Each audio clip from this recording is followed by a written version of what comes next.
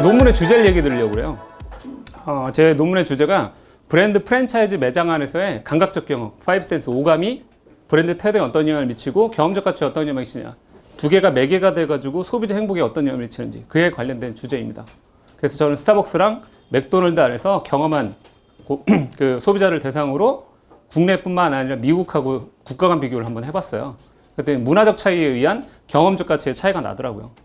그러니까 두 가지로 나눌 수 있는데 경험적 가치가 기능 가치하고 감성 가치로 나눠져요. 근데 한국 사람들은 감성 가치를 굉장히 민감하고요. 미국 애들은 기능 가치를 중시하더라고요. 그 이유를 보니까 아시아 문화가 집단주의거든요. 집단주의는 감성에 더 영향을 미치고 그 웨스턴 쪽에서는 개인주의거든요. 이 개인주의는 기능 가치에 영향을 많이 미치더라고요. 그래서 우리가 웨스턴 쪽으로 우리 아이템을 가지고 비즈니스화 시킬 때 현지화 전략이 왜 필요한지 그게 주제였습니다. 주제라기보다는 어쨌든 그 시사성이었고요. 또 하나는 제가 얼마 전에 스쿨푸드에서 강의를 했어요. 강의를 했는데 우연히 정말 가기 전에 스쿨푸드를 가게 된 거예요. 지나가다 보니까 그 매장이 있어가지고 가서 최근에 나온 최신 메뉴 중에 하나 나온 게 대창구이 덮밥이 있더라고요. 대창을 가지고 이렇게 덮밥 만들어가지고 가격이 9,500원이었는데 뭐 특으로 시키면 이제 11,500원이었던 것 같아요. 그래서 제가 9,500원짜리 시켜가지고 먹다가 정말 행복하다를 느꼈어요. 대창구이 덮밥을 먹으면서 행복을 느꼈거든요. 그래서 제가 그분들한테 그 얘기를 드렸던 것 같아요. 강의하면서 여러분들은 고객을 단지 만족시키는 분들이 아닌 것 같다. 여러분들이 하는 일은 고객의 행복감을 높이는 것 같다. 그래서 제가 그분들한테 행복의 메신저라는 표현을 썼어요. 그래서 앞으로의 우리가 생각하는 CS, 고객 만족이라고 그러죠. 이 개념이 바꿔야 된다. 이 CS의 의미를요, H로 바꿨으면 좋겠어요. H가 뭘까요? 해피니스죠. 해피니스. 고객의 행복감을 높일 수 있는 활동을 앞으로 해야 된다. 그게 키였습니다. 제가 이 얘기 드리는 게 우리가 보통 고객 만족 얘기 많이 하잖아요. 아직도 그 CS팀이라고 그러죠. 그 만족해서 끝나면 안 된다는 걸 계속 요즘 많이 생각이 된 거예요. 특히 밀레니얼 세대는 더 할 것 같고요. 혹시 학생인가요? 네, 만족과 행복을 구분할 수 있어요? 구분할 수 있어야 되는데. 혹시 구분할 수 있어요? 만족, 행복? 똑같은 것 같아? 왜? 똑같은 것 같아요? 비슷한 것 같아. 비슷한 것 같아요? 내가 구분해 줄게. 함박 스테이크를 먹으러 갔어요. 네. 가격이 12,000원이에요. 네. 먹고 난 다음에 12,000원 답네. 만족일까 행복일까요? 만족. 그거지. 내가 12,000원짜리 스테이크를 먹었는데, 함박 스테이크를 먹었는데 인생 스테이크를 만났어. 행복이야 아니면 만족이야? 그렇게 구분하면 돼요. 차이가 있다고. 이 행복이라는 거는 만족이 딱 충족된 상태에서 그 다음에 이제 감성적으로 넘어가는 게 행복이거든요. 기본이 돼야 되는 거죠. 만족은. 그렇죠? 거기에 감성이 묻는 게 행복이에요. 행복. 그래서 우리가 행복감을 어떻게 높일 수 있느냐. 그에 대한 고민이 필요하다는 얘기입니다. 저는 여태까지 이런 프로젝트들을 참여도 했고 진행한 프로젝트들이에요. 기존에 이제 저는 대기업들의 브랜딩을 좀 많이 한 편이었고요. 한 7년 전에 제가 창업 관련된 그 거기 그때가 서울시에서 청년 창업센터를 만들었어요. 강북하고 강남에다가 500개 기업이니까 전체는 1000개 기업이었거든요. 그걸 2009년도에 만들어가지고 저는 2010년도부터 브랜드 강의를 해달라고 해서 한 5번씩 강의를 했던 것 같아요. 그러다 2011년도에 창업기업 대표님을 만났는데 그분이 되게 열심히 듣더라고요. 남들은 뭐 끝나면 바로 그냥 도장 찍고 나가기 바빴는데 한 분이 굉장히 열심히 들어요. 질문도 하고 끝난 다음에 저한테 와가지고 너무 아쉽다. 그러더니 밥을 한번 먹었으면 좋겠다. 그래서 좋다고 제가 얘기를 하면 그때 나이만 물어봤던 것 같아요. 우리 대표님 나이는 어떻게 돼요? 28살이라고 그러더라고요. 되게 젊은 CEO였어요. 그래서 제가 밥을 한번 먹겠다 해가지고 홍대 쪽에서 만나서 식사하면서 처음 물어본 거예요. 어떤 사업을 하세요? 우리 대표님은. 그랬더니 본인은 헬스 트레이너 출신이고 닭가슴살 가지고 플랫폼 사업을 한대요. 여러 브랜드 입점시켜가지고 그러냐. 회사 이름이 뭐예요? 그랬더니 서비스명과 회사 이름이 똑같은 거예요. 랭킹닷컴이었어요. 닥쳐 써가지고. 그래서 제가 그걸 듣고 질문했던 게 뭐냐면 우리 대표님은 닭 사업만 할 거예요? 그랬더니 그건 아니라고. 자기는 철학이 있었어요. 철학이. 자기는 정직한 푸드를 팔고 싶다. 왜냐 헬스 트레이너 했기 때문에 건강에 대한 어떤 푸드를 팔고 싶다. 그래요? 그럼 랭킹닷컴이라는 기업 이름은 아닌 것 같다. 랭킹닷컴이라는 서비스명은 괜찮은데 닭가슴살 주로 판매를 하니까 회사 이름은 아닌 것 같아요. 그래서 갑자기 머릿속에서 어떤 단어가 막 떠올라가지고 그냥 제가 하나 의견을 좀 드리면 뭔가 먹거리가 있고 그게 주렁주렁 열려있는 게 떠오르다 해서 제가 제안을 줬던 게 푸드나무였어요. 회사 이름 푸드나무 같은 거 어떨까요? 그랬더니 자기 써도 되냐고. 냉큼 먹더라고요. 냉큼 그냥 막 쓰겠다고. 돈도 안 주고. 저 같은 사람 돈 받고 이렇게 일하는 사람이거든요. 근데 자기 쓰고 싶다고. 그리고 되게 열심히 했어요. 네, 열심히 했고 그 다음에 좀 만나보니까 플랫폼 사업을 하는데 많은 브랜드를 이제 판매를 했어요. 근데 마진을 들어보니까 마진이 적은 거예요. 수수료가 싸움이니까. 그래서 제가 자기 브랜드를 좀 만들어라. 제가 PB 브랜드 얘기를 했어요. 프라이빗 브랜드 얘기를. 그래서 그 관련된 거를 자기도 닭가슴살이 워낙 맛이 없으니까 맛있는 걸 좀 연구를 했었대요. 나름의. 그래서 나름의 PB 브랜드를 하나 만들어요. 그게 맛있다기거든요. 그리고 저한테 또 찾아와가지고 소가 더 고단백이래요. 찾아와서 또 소 관련된 브랜드를 하나 만들었다고 여러 가지 이렇게 보여줘요. 그래서 제가 새로운 브랜드 필요 없다. 맛있소로 가라고 그랬어요. 네, 맛있당 맛있소. 어쨌든 매출이 쭉 올라가지고 저하고 한 1년 연락이 안 됐다가 2005년도에 다시 이제 연락돼가지고 매출 들어보니까 굉장히 커졌더라고요, 회사가. 작년에 매출 한 530억 했고요. 10월 4일 날 코스닥 상장했어요. 상장 전까지 이 대표의 지분이 70%였어요. 형님이 부대표인데 같이 일을 하고 형님 지분이 30%예요. 여기는 투자를 한 번도 안 받았더라고요. 어떻게 그게 가능하냐. 사실 IR 쪽에서 보면 굉장히 신기한 회사 중에 하나였어요. 이 회사가. 근데 어쨌든 주는 제가 이제 대기업 관련된 걸 프로젝트를 많이 하다가 창업 기업을 이렇게 보다 보니까 부족한 부분들은 제가 채워줄 수 있겠다. 어쨌든 제가 하는 일 관련된 부분이니까. 그래서 이런 케이스를 보게 된 거죠. 그래도 브랜드 경영을 했고, 푸드나무가. 그걸 또 어쨌든 결과가 나왔거든요. 코스닥 상장에는. 7년 만에 했기 때문에 사실 쉽진 않거든요. 어디 투자도 한 번 안 받고 어떻게 7년 만에 그렇게 상장할 수 있을까. 저는 그 케이스를 봤거든요. 옆에서 계속. 그 얘기를 좀 드리는 거는 여기도 분명히 브랜드 경영을 했고 차별화했다. 그 얘기를 좀 얘기 드리고 싶어요. 이따 또 시간이 될지 모르겠지만 된다면 제가 그 관련된 얘기도 한번 드려볼게요. 요건 스킵을 하겠습니다. 제가 했던 것들이니까. 제가 이제 경쟁 구도 변화에 따른 트렌드를 좀 얘기 드리고 싶은데 우리가 보통 창업도 그렇고요. 마케팅 할 때 보면 1차적인 그 경쟁자만 보거든요. 제가 한번 질문 드려볼까요? 차미슬의 경쟁자가 누구야? 그러면 대부분 처음처럼 얘기할 거예요. 그렇죠? 네, 카스. 왜 카스가 경쟁자가 될까요? 맥주 아니면 소주. 좋아요. 그런데 실질적으로 이 마케터는, 차미슬의 마케터는 또 다른 제품이 나올 때마다 긴장을 해요. 이종 간에. 걔가 누구냐? 새로운 TV입니다. 왜 새로운 TV가 나올 때 차미슬의 마케터 긴장할까요? 네? 술 한 먹고 집에. 그걸 우리는 시간의 점유율이라고 그래요. 타임쉐어라고 해요. 시간 한정돼 있죠? 제가 새로운 TV를 샀어요. 친구랑 소주 마시고 싶어요? 집에 가서 TV 보고 싶어요? 그렇죠. 그래서 실질적으로 매출에 영향이 좋아요. 새로운 TV 나올 때마다. 그렇죠? 경쟁의 구도에 대한 이해가 필요한 거예요. 그러다 보니 차미슬의 마케터는 커뮤니케이션 한다고 그러면 일부러 새로운 TV를 딱 보여줘요. 화면에. 보여주고 거기서 주변에 사람이 모여있는 장면을 보여주죠. 거기서 뭘 마실까요? 소주. 네. 그래야 차미슬의 매출을 유지할 수 있다 얘기예요. 유지할 수 있다. 그래서 시간의 점유율에 대해서 우리가 고민을 해볼 필요 있어요. 바카스의 경쟁자 누굴까요? 바카스의 경쟁자 누굴까요? 운동. 네? 여기 우리 음료로 한번 얘기해 볼까요? 네. 저는 바카스의 경쟁자는 예전에 원비디였어요. 강호동이 선전했던 원비디라고 그 인삼는 그 건강 음료 있거든요. 그리고 학교에서는 애들이 먹는 거 보니까 코카스라는 걸 많이 먹었어요. 코카스 들어보셨나요? 그게 지금 오르나미 C가 된 거거든요. 그 전에 관련된 모델이죠. 어쨌든 또 강력한 경쟁자로 우리가 비타오백 얘기 많이 하더라고요. 비타오백. 근데 지금 지금 20대인가요? 네, 좋아요. 우리 잠 깨기 위해서 둘은 뭘 많이 마셔요? 네? 레드불 될 수 있죠? 그렇죠? 에너지 드링크. 또 뭘 마실까요? 네? 몬스터 마시고 또 커피도 마시죠. 커피. 그렇죠? 그래서 바카스의 경쟁자가 누구냐 그러면요. 스타벅스 얘기예요.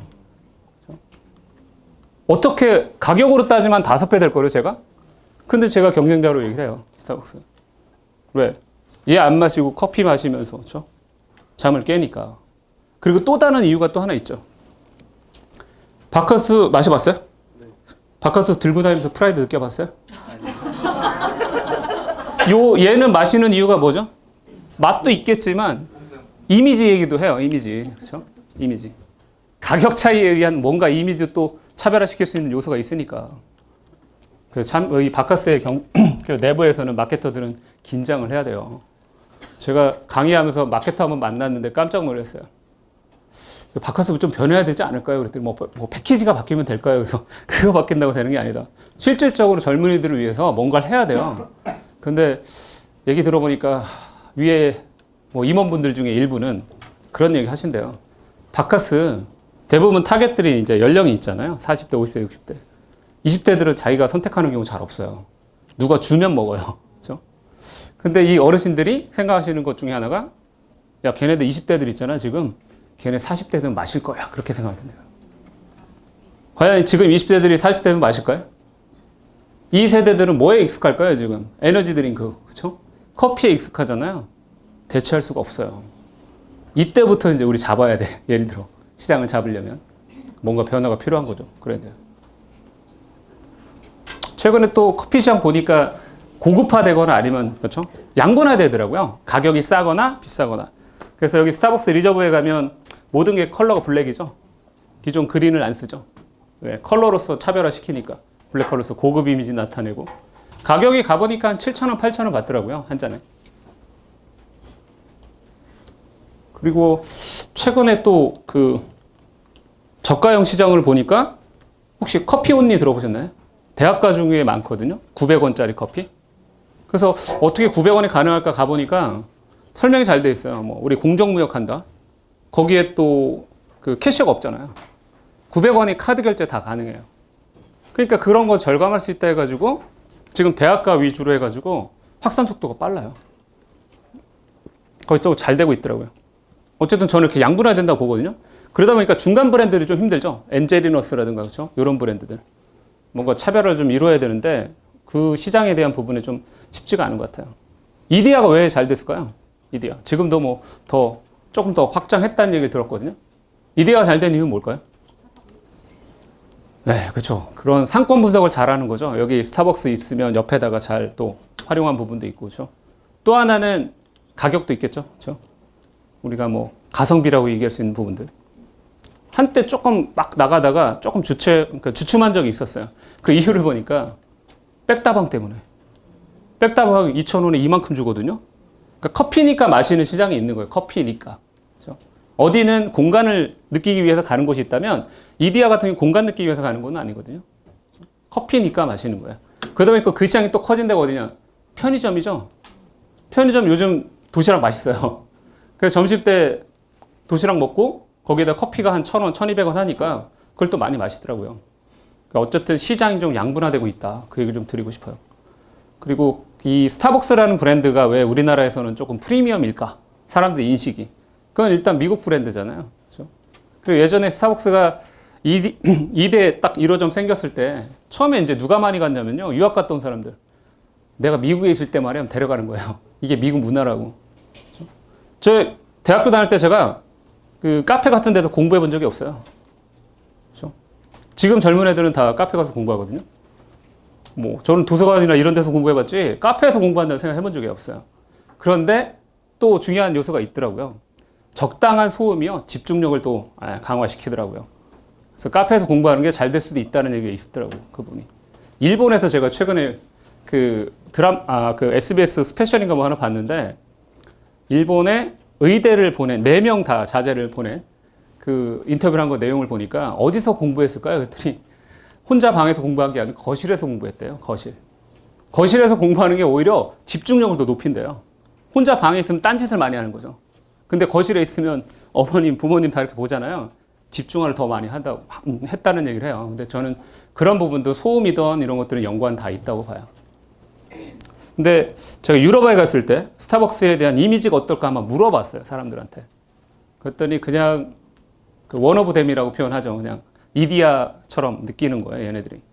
유럽에서 스타벅스는 프리미엄이 아닙니다. 그냥 테이크아웃 관련된 여러 브랜드 중에 하나일 뿐이더라고요. 그래서 제가 덴마크 그 코펜하겐 공항에서 지나가다가 이걸 보고 좀 많이 놀랬던 게 스타벅스 자판기가 있어요. 이렇게.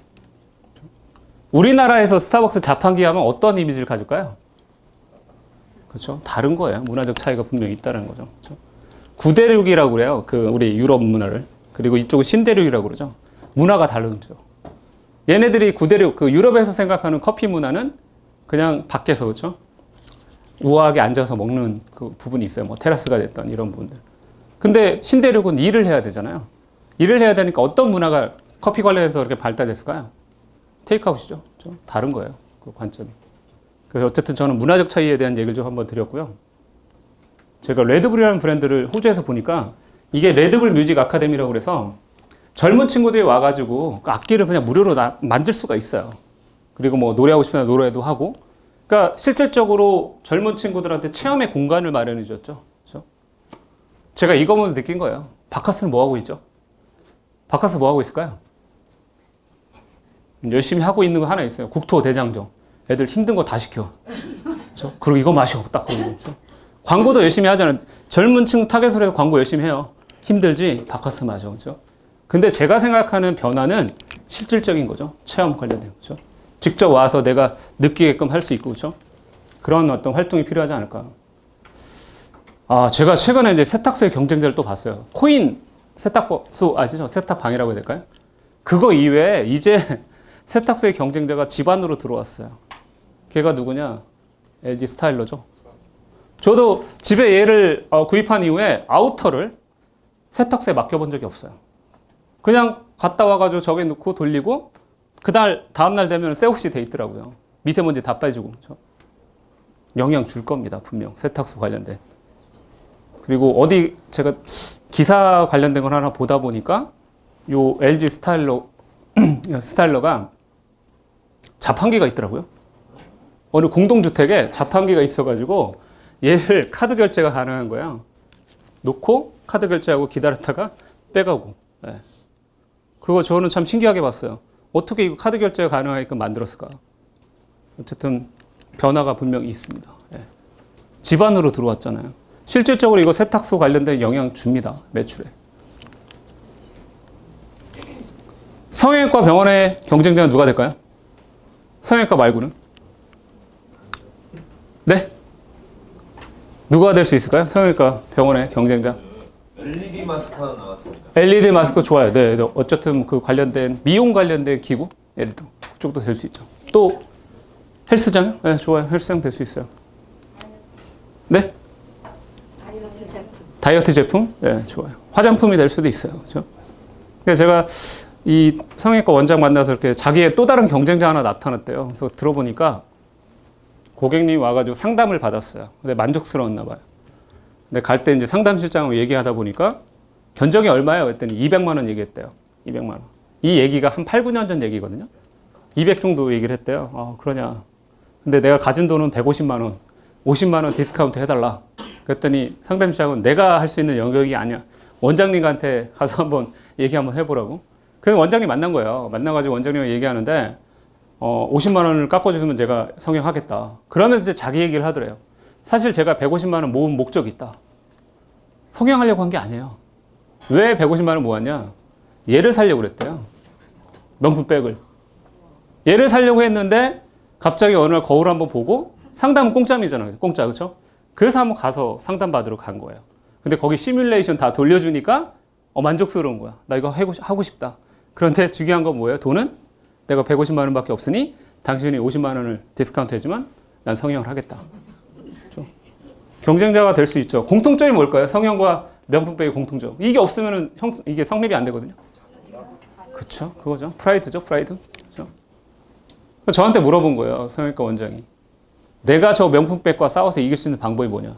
뭘까요? 어떻게 하면 이길 수 있을까요? 그래서 깎아줬답니다. 해야죠. 네, 깎아줘야 할 수 있으니까. 네. 좋아요. 가격일까요? 단순하게? 아니요. 네. 단골 손님 명품백 증정. 단골 손님 명품백. 그럼 뭐 5번 성형하면 이거 공짜로 하나? 좋죠. 또 방법이 있을까요? 성형외과 원장이 명품백하고 싸워서 이길 수 있는 방법. 그걸 저한테 물어보더라고요. 어떻게 하면 이길 수 있냐고. 관점이요? 어떤 관점일까요? 백을 안 들고 있으면 자신감이 없어지는. 아, 그런 식으로? 항상 들고 다니는. 항상 있잖아요. 아, 제가 이제 그 키를 얘기 한번 해볼게요. 예. 그 키를 한번 얘기 들어보면 저한테 그 질문했을 때 제가 원장님한테 들으신 얘기는 딱 한 가지였어요. 제대로 된 코를 만들어줘라. 그분이 항상 코를 볼 때마다 느낄 수 있는 프라이드가 저 명품백을 들고 다녔을 때보다 그 느낄 수 있는 프라이드가 더 크다면 당신이 이길 수밖에 없다. 그리고 내가 만족을 했으면 구전을 할까요, 안 할까요? 그거예요, 핵심은. 제가 왜 이 얘기를 하냐면 제가 브랜드 얘기하다 보면 제품이 중요한 게 아니라 브랜드가 중요해. 이렇게 잘못 오해할 수 있거든요. 그게 아니고요. 프로덕트 퀄리티는 기본이 돼야 돼요. 이걸 잘 포장해 주는 게 브랜딩이거든요. 잘못 오해하시는 분이 계시더라고. 내가 제품의 질이 조금 떨어진데 브랜딩 잘하면 성공하겠지. 택도 없는 얘기예요. 기본이 돼야 되는 거죠. 기본이. 그렇죠? 어쨌든 여기서도 승리하려면 기본이 돼야 된다. 그 얘기를 한번 드리겠고, 제가 이 차별과 차별화에 대한 구분 관련된 걸 좀 얘기 들어보면, 그냥 제가 생각하는 차별은 그냥 다름이고요. 차별화는 의미 있게 다른 거예요. 그 의미를 누가 갖냐면 고객이 공감할 수 있느냐. 이것만 오늘 이해하시면 될 것 같아요. 내가 어떤 상품을 내놓고 어떤 비즈니스 하는 데 있어서 난 정말 남과 다른 것 같아. 다를 수 있거든요. 그런데 그 다름을 고객들, 나에 관련된 고객들이 공감할 수 있냐. 그것만 딱 이해하시면 될 것 같아요. 그게 바로 차별화거든요. 제가 사례로 한번 보여드릴까요? 여기 쌀 브랜드 되게 많아요. 그렇죠? 작년 기준으로 우리나라 특허청에 출원하고 등록된 게 1,900개입니다. 1,900개. 우리 혹시 쌀 관련해서 구매할 때 제일 많이 보는 요소가 뭘까요? 브랜드 보시고, 네, 지역 보시고, 누구는 가격도 보고 포장도 봅니다. 소포장. 그렇죠? 도적 날짜도 봐요. 근데 보편적으로 보면 지역을 많이 봐요. 어느 도시가 유명할까요? 이천 유명하죠? 네, 천원도 유명합니다. 여기 보면 이천 쌀이 있지만 이게 브랜드가 아니라 임금님표 보이세요? 얘가 브랜드예요, 얘가. 여주 쌀도 되게 유명하죠? 근데 거기도 세종대왕하고 되게 밀접한데 이천 쌀이 먼저 임금님표 브랜드 썼잖아요. 그 여주 쌀의 브랜드는 대왕님표예요. 여기 대왕님 그림 더 크게 그렸어요. 이만하게. 어쨌든 지역에 보증을 해준 데는 지역명을 씁니다. 그래서 여기 안동미인 철원 5대 같이 직접 도시명을 쓰죠. 그런데 어느 지역은 이 도시가, 아니 이 지역이 보증을 못 해줘요. 그러다 보니까 이 전쟁에서 살아남으려면 인지를 시켜야 돼. 그렇기 때문에 다름을 굉장히 강조를 합니다. 차별을. 그래서 이렇게 감성적으로 농부의 미소, 맑은 햇살 같은 브랜드도 만들어요. 자, 결국 이 전쟁에서 승리를 하려면 첫 번째, 인지를 시켜야 된다. 그리고 인지에서 더 중요한 건 뭐냐면요. 우리가 인지가 됐으면 구매로 이어져야 돼. 그걸 선호라고 표현하거든요. 근데 한번 그 단계 관점에서 한번 전 단계 한번 볼게요. 자, 한번 읽어볼까요? 자, 이 이름 한번 들으면 각인이 잘 될까 어려울까요? 네? 각인이 잘 될까 어려울까요? 잘 되죠? 좋아요. 그 다음에 제가 인지는 됐잖아요. 그러면 차별은 된 거예요. 그죠? 그 다음에 넘어가야 돼. 뭐로? 구매로 이어져야겠죠? 그게 제가 얘기하는 선호 개념이거든요. 그러면 언니 몇 살, 오빠 몇 살의 타겟은 누굴까요? 누가 이걸 살까요? 네? 20대들? 20대들 살까요? 언니 몇 살? 나이 드신 분은 왜 언니가 되고 싶어서요? 왜 제가 이렇게 질문을 드렸냐면 실질적으로 누가 살까 이렇게 제가 질문하잖아요. 답을 못 하더라고요. 재미는 있죠. 각인을 잘 시킬 수 있고, 그렇죠? 그래서 제가 구분하게 된 거예요. 이런 걸 우리는 차별이라고 얘기한다. 그렇죠? 차별은 됐죠. 남과 다른데. 그렇죠? 그런데 이게 차별화가 되려면 어떻게 해야 돼요? 고객이 공감할 수 있어야 돼요. 그 얘기는 구매로 이어져야겠죠. 그렇죠? 선호로 이어져야 되고. 엄마 뱃살이거든요. 한번 딱 들으면 각인이 잘 될까 어려울까요? 네. 잘 되죠. 그렇죠? 근데 어때요? 엄마 뱃살 보고 싶어서 살 거야? 중요한 거 한번 또 얘기 드리면 각인은 잘 되더라. 그렇죠? 인지는 잘 되는 거죠. 차별 때문에. 지금도 판매하고 있습니다. 접었을 거예요. 접었을 거예요. 또 하나 제가 한 사례 보여드릴게요. 깨 브랜드를 봤는데 깨가 무슨 브랜드가 있지 했는데 이름이 손만 잡을 깨예요. 얘는 또 어떻게 우리가 생각을 해봐야 될까요? 손만 잡을 깨라는 것 때문에 구매할까요? 차별은 됐을지 모르겠지만, 그렇죠? 차별화시키는 데는 한계가 있다는 거죠. 그래서 우리가 핵심은 고객이 그 다름을 공감할 수 있느냐예요. 자, 브랜드 얘기 간단하게 얘기 들으면 무형성의 호의를 가지고 소비자 경험하고 하는 관계를 맺는다. 예전에 제품의 시대는 한번 팔면 끝났어요. 지금의 브랜드 시대를 얘기하는 관계의 시대예요. 제가 어떤 브랜드를 구매하면 그 브랜드를 또 사죠. 그렇죠? 스타벅스를 가면 또 스타벅스를 또 가는 사람들이 있어요. 하나의 관계를 맺는다고 그래요. 그래서 브랜드의 무형성 속성에서 현실적인 혜택과 브랜드 약속이 강조가 되는 경험의 관계다. 저는 브랜드를 아이디라고 표현하는데 원래 아이디는 아이덴티티를 줄여서 아이디예요. 근데 제가 이거 I와 D를 재해석해 본 거거든요. 결국 브랜드는 나를 잘 표현해야 된다. 이게 정체성입니다. 거기에 또 중요한 게 뭐예요? 남과 달라야 되는 거죠. 그래서 브랜드는 날 잘 표현해주고 거기에 남과 달라야 된다. 그게 브랜드라고 보시면 돼요. 그래서 차별화 관련된 얘기 좀 드려보면 차별화하라. 그러지 않으면 안 하는 게 좋겠다. 이걸 얘기한 사람 마케팅의 거장이 잭 트라우트라는 사람이 포지셔닝이라는 책에서 계속해서 강조해요. 차별화. 그렇죠? 그래서 모든 비즈니스도 그렇고요. 마케팅도 그렇고 브랜딩도 그래요. 남과 달라? 다르지 않아? 그럼 안 하는 게 좋겠다 얘기를 합니다. 물론 마케팅에는 미투 전략이라는 게 있어요. 미투는 치고 빠지는 거죠. 그래서 마케팅의 궁극적인 목적은 매출 극대화예요. 근데 브랜딩은 치고 빠질 수가 없어요. 왜? 가치를 극대화시켜야 되기 때문에 롱런하게 오래 살아남아야 돼요. 아까 비타500 관련된 얘기 간략하게 한번 들어보면 비타500 처음 나왔을 때 잘 나갔죠. 그러니까 경쟁자들을 봤어요. 봤더니 경쟁 브랜드들이 비타700과 비타1000이 나와요. 저 비타5000까지 봤어요. 동성제약의 비타5000. 가격은 비타500보다 더 쌌어요. 50원 더 싸거나 100원 더 싸고. 시장을 보니까 비타700도 잘 먹어요. 왜? 비타500에 대한 충성도가 높은 사람은 비타500만 먹어요.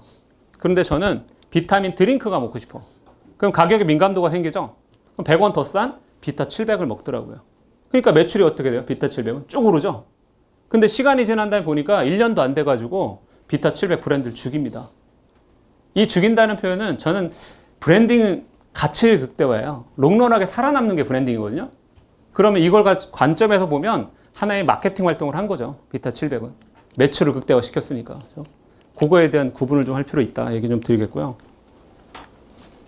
이건 한양대 홍석태 교수님이 그 표현을 했던 걸 좀 인용을 해본 건데, 애플 관련된 얘기할 때마다 이제 나온 게 애플은 혁신 얘기하거든요. 그게 혁신이 이제 차별화했던 거예요. 그래서 처음으로 얘네가 IBM이라는 대기업을 따라잡아요. 따라잡았을 때 안주하려고 그러죠, 직원들이. 우리 이제 대기업도 따라잡았어. 그때 잡스가 나타나서 얘기를 해요. 조금 더 낫다 충분한 거 아니야. 우린 계속해서 다르려고 노력해야 돼. 그게 지금의 애플이 있을 수 있었던 이유죠.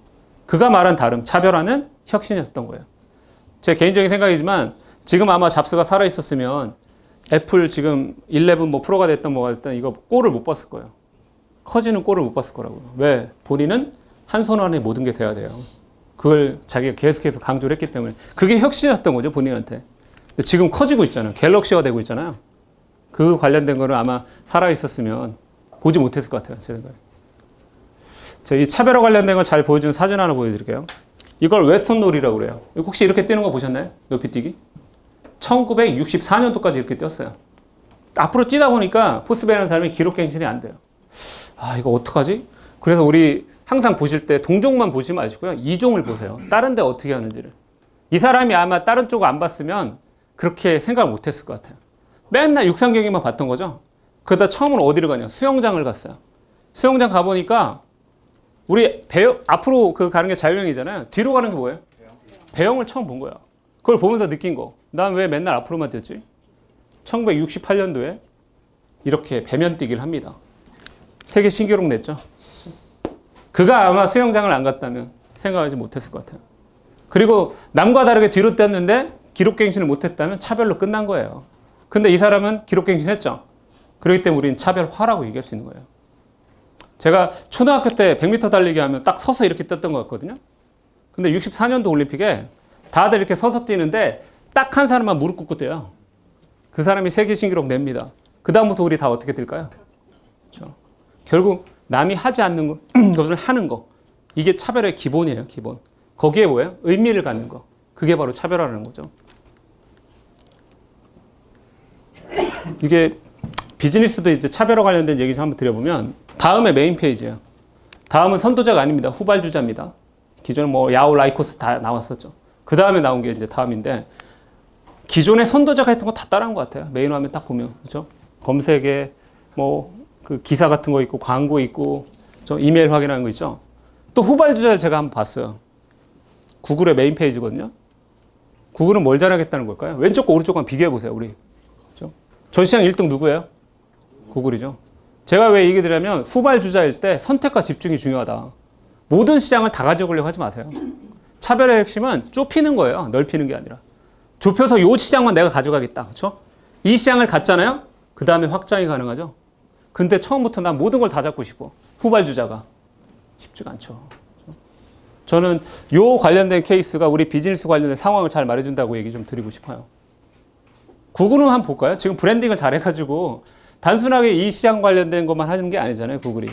그렇죠? 자율주행 자동차도 만들죠. 여러 가지 확장을 하는 거 있죠. 제가 경험한 거 얘기 하나 드리면 자신의 약점을 강점이라는 표현을 썼는데 제가 스페인 마드리드에 갈 때 부킹닷컴에서 예약을 했어요. 예약할 때 후기를 안 보고 그냥 예약을 했어요. 시내 중심으로만. 근데 후기를 안 보고 딱 갔더니 체크인할 때 아무 문제가 없었어요. 근데 여기 호텔은 아로사 호텔이었어요. 아로사. 제가 체크인하고 엘리베이터를 딱 탔는데 공간이 이거밖에 안 돼요. 매우 좁죠. 제가 이렇게 딱 다리 붙이고 찍은 거예요. 여기 문이고 캐리어를 딱 넣으니까 문이 닫혀요. 와, 이렇게 좁은 엘리베이터가 어디 있어? 방도 좁을 것 같고 선입견이 확 들어오잖아요. 문이 딱 닫히니까 앞에 노티스가 보이더라고요. 영어로.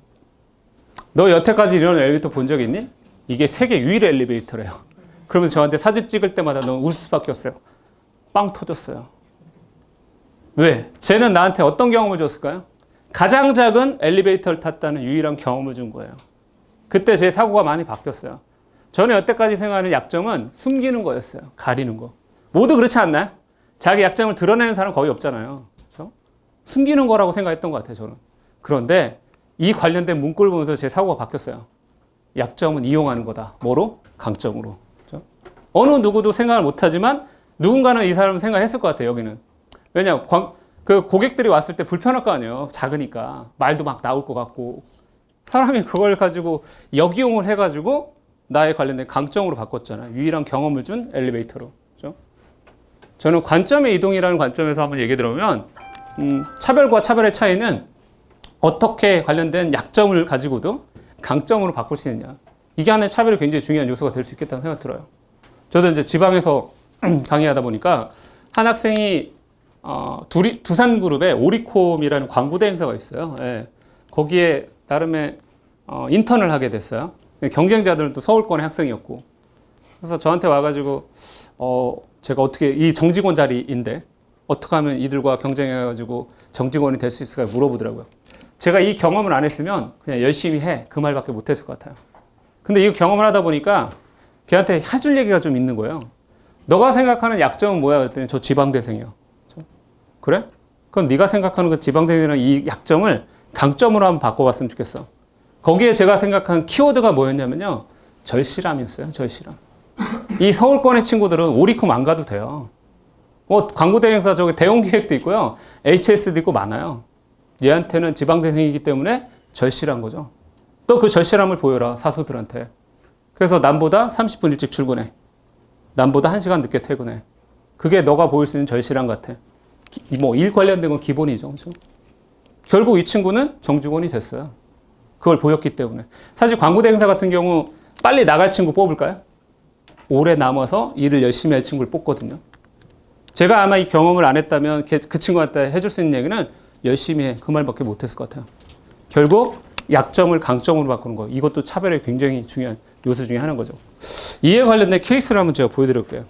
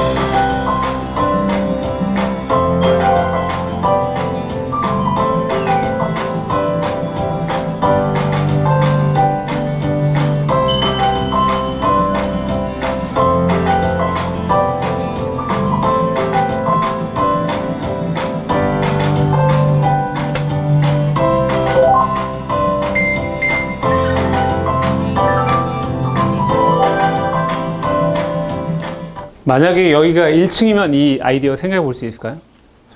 7층까지 누구나 올라가기 힘들 거 뻔히 알고, 그렇죠? 테이블도 그렇죠? 만들기 쉽지 않았을 것 같아요. 거기에 사실 기술이 붙은 거예요. O2O라고. 그렇죠? 온라인 결제 오프라인에서 받아가는. 그리고 여기에 또 핵심은 유일한 경험이에요. 그렇죠? 낙하산을 타고 내려오는 샌드위치. 그렇죠? 그게 유일한 경험인 거죠. 어쨌든 주는 나의 어떻든 약점이 됐던 이 단점을 어떻게 강점으로 보완할 것이냐. 그게 핵심이라고 좀 보시면 될 것 같아요. 제가 이태리 갔을 때 봤던 라페티넬리라는 서점인데요. 1956년도에 만들어졌어요. 이 서점이 온라인하고 경쟁하다 보니까 오프라인을 많이 도태된 경우가 많아요. 가격 경쟁이 안 되니까. 그렇죠? 여기도 많이 힘들었죠. 힘든 과정 속에서 한번 생각해 본 거예요. 야, 우리 오프라인인데 온라인과 경쟁해서 싸울 수 있는 방법이 뭘까? 그러면 주는 뭐냐면 온라인이 못하는 거 우리가 찾아야 되는 거예요. 우리만이 할 수 있는 거. 그래서 그들은 서브 브랜드를 만들어요. 그 브랜드가 레드거든요. 저 레드를 딱 보니까 그냥 열정인가 봐 했더니 의미가 있어요. 읽어라 먹어라 꿈꿔라 해가지고 매장 안에다 이렇게 카페하고 레스토랑 같이 운영을 해요. 제가 피렌체 저녁 6시에 갔을 때 밀라노 마찬가지 저녁 6시 갔을 때 사람이 꽉 차 있어요. 여기 책 보고 있죠. 오른쪽에 뭐 와인 놓은 사람도 있고 맥주 놓은 사람도 있어요. 온라인 할 수 있을까요? 결국 차별화는 남이 하지 못하는 걸 찾는 거잖아요. 그렇죠? 찾아서 고객이 공감할 수 있어야 돼요. 공감이 안 되면 차별로 끝나니까. 그렇죠? 이 비즈니스를 통해 가지고 많은 확장을 했죠. 이걸 벤치마킹한 게 누구냐? 쯔타야 서점이에요. 일본의 쯔타야 서점. 쯔타야가 독자적으로 한 게 아니고요. 어디 이태리 가봤더니 이렇게 하는 애들이 있어. 그걸 잘 활용했죠. 그래서 쯔타야 같은 경우는 스타벅스랑 콜라보를 하죠. 항상 매장에. 그리고 그들은 단순한 책을 파는 곳이 아니라고 그래요. 문화를 판다고 그래요. 문화. 그래서 거기서 자전거도 팔고 일본 도도 팔고 그러더라고요. 그렇죠? 그냥 요 하나 얘기 드려보면 뉴욕에 이렇게 뉴욕에 쓰레기를 팔더라고요. 이 큐브에다가 딱 넣어가지고 가격이 우리나라 돈으로 한 5, 6만 원 정도 하거든요. 뉴욕의 쓰레기를 누가 살까요, 이거? 여기 적혀있죠? 100% 진짜 쓰레기라고. 이거 누가 살까요? 뉴욕의 쓰레기를?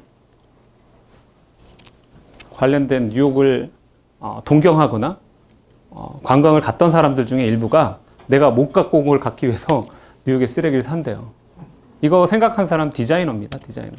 그렇죠? 이걸 가지고 또 하나의 사업화 시켰죠. 그랬더니 좋은 건 뉴욕의 쓰레기가 많이 없어졌다. 그렇죠? 서울 쓰레기 팔면 잘 팔릴까요? 왜 뉴욕은 되고 우리는 왜 안 돼요? 서울은? 같이? 좋습니다. 탐스라는 브랜드 혹시 들어보셨나요? 네, 의미는 아세요? 탐스의 의미? 네임의 의미? 네임의 의미, 탐스의 의미. 얘네가 캠페인을 이렇게 벌였죠. 원포원 캠페인 해가지고 하나를 사면 하나 이렇게 기부를 하는 그 캠페인을 벌였는데 저는 이게 컨셉의 차별화라고 얘기 좀 드리고 싶어요. 탐스에 관련된 컨셉은 기빙입니다. 기부고요. 요 네임의 의미와 디자인 관련된 게 다 스토리에 남아있는데 한번 볼까요?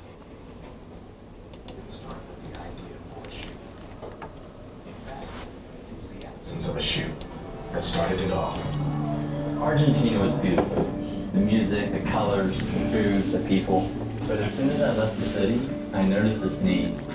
I knew nothing about shoes and very little about giving. But I had a simple idea. What if a for-profit shoe company used giving as its business model? One where for every pair of shoes sold, a new pair would be given to a child in need. One for one. They'd be shoes for a better tomorrow. Tomorrow shoes. So I called them Toms. I remember boxing some of the first Toms at Blake's apartment. We sold 10,000 pairs that first summer, so we gave away 10,000 pairs. 10,000 pairs that protected children from disease and infection, that completed the school uniform, helping increase enrollment. We gave repeatedly, going back time and time again to the same communities, watching the kids grow up with Toms on their feet. 10,000 became 1 million. 2 million. A spontaneous response to a simple need had evolved into something much bigger than we had expected. We were learning to give by giving, and we were getting some of it wrong. Criticism made us take a closer look at what we were doing, and this led us to a realization. One for one wasn't a corporate policy, it was a movement. We weren't a shoe company at all. We were a giving company, and this changed everything. I was hired to grow the giving department. Now we have an entire team of people devoted to learning how to give better, to take feedback we have received, and to do more. We design new giving products, winter boots for colder climates, sneakers for play in our city streets. We evolved from just providing aid to supporting economic development. We partnered with factories in Kenya, India, Ethiopia, hired artists to hand-paint shoes in Haiti, and made a commitment to produce 1/3 of our giving shoes in local markets. We work with local NGOs to deliver shoes right up to the last mile. But we saw that the communities needed more. They needed wells, prenatal care. There was malnutrition, devastating diseases caused by shoelessness, so we dedicated a percentage of our sales to help. It took on podoconiosis as a personal cause, funding clinics devoted to eradicating the disease. And then we saw another need. We took our learnings from giving shoes and applied them to sight. It was a new way of looking at one for one, not just giving a product, but helping restore sight. Through surgery, medical treatment, and prescription glasses, it's about pairing one person making a purchase with one person in need. It's about a simple transaction changing a life. This is what One for One is about. And the future of One for One is about more than giving. It's about changing the way business is done around the world.